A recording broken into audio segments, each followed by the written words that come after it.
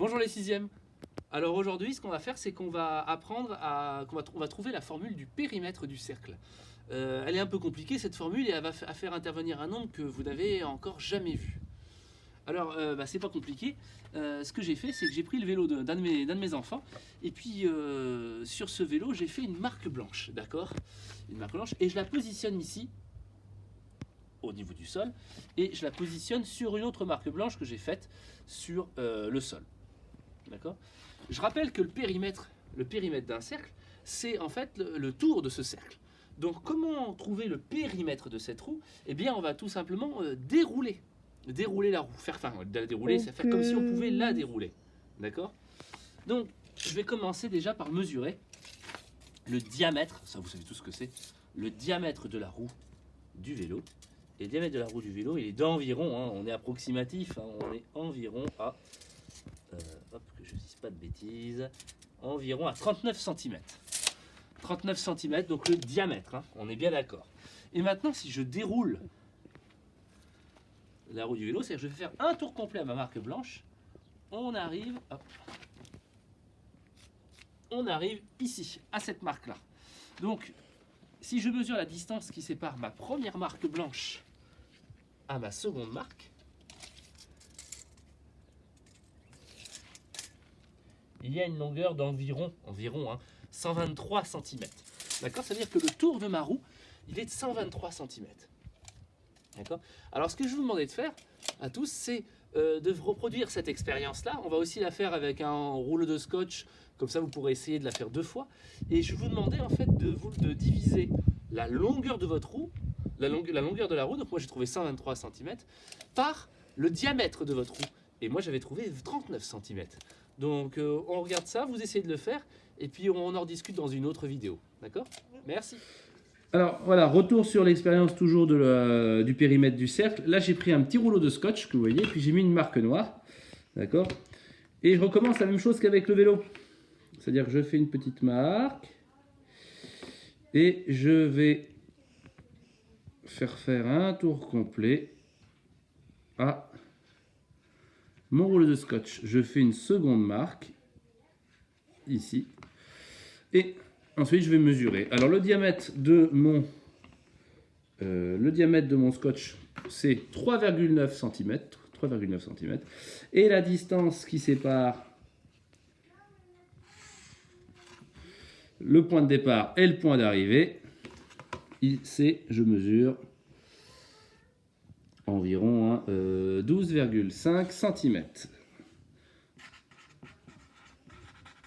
Donc, moi, je répète, diamètre 3,9 cm, longueur de mon rouleau de scotch 12,5 cm. Ok? On va voir ça dans une dernière vidéo pour la conclusion. On fait le bilan ensemble de nos activités de mesure pour la roue du vélo et le ruban adhésif, le scotch.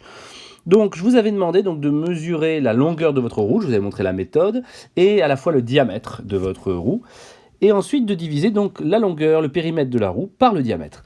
Lorsque vous faites cette division avec les mesures que j'ai obtenues, vous obtenez environ 3,15. La division ne tombe pas juste, vous avez un nombre infini de chiffres après la virgule, un nombre infini de décimales.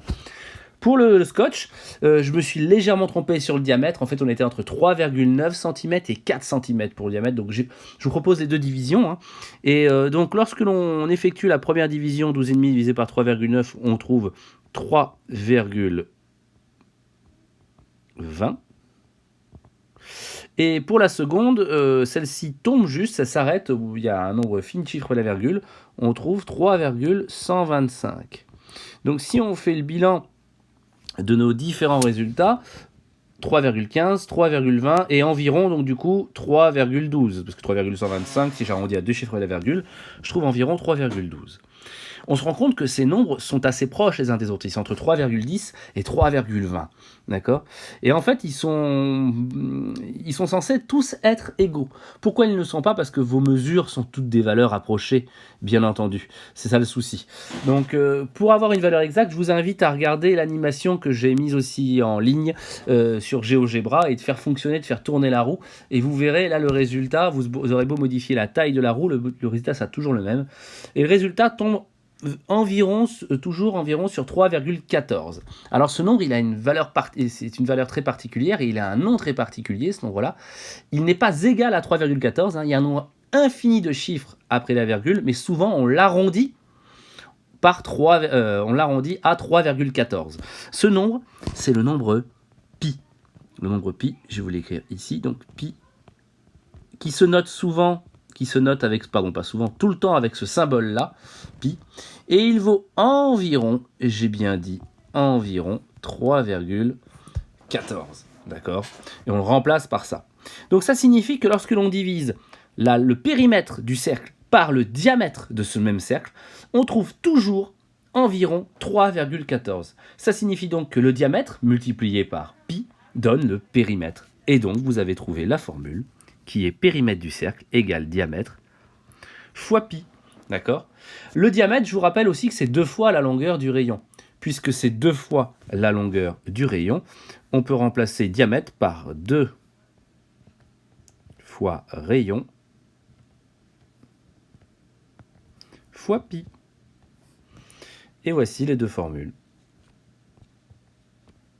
Voilà.